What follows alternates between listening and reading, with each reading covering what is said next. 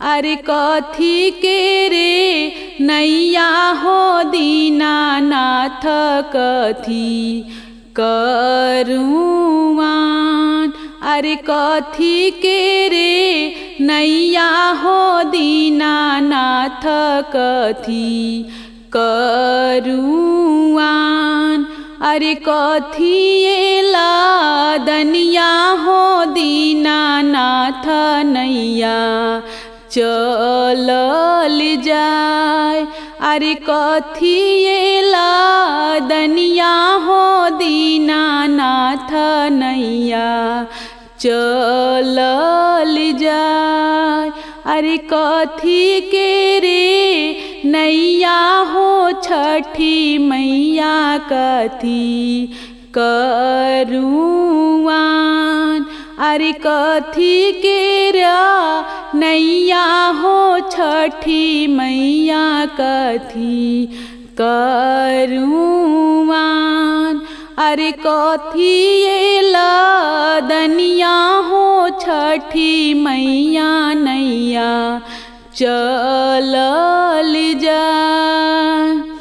अरे सोने के रा नैया हो आदित्य माला रूपे करुआन। अरे सोने के रे नैया हो दीनानाथ रूपे करुआन।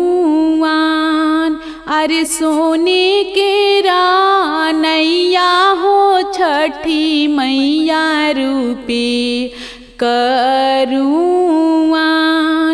अरे नारियल दनिया हो दीनानाथ नैया चलल जाय।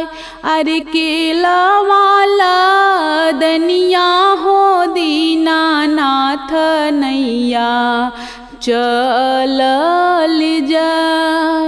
अरे सुपा वाला दनिया हो दीनानाथ नैया चलल जाय। अरे नेमू वाला दनिया हो छठी मैया नैया चलल जाय। अरे सेव वाला दनिया हो छठी मैया नैया चलल जाय।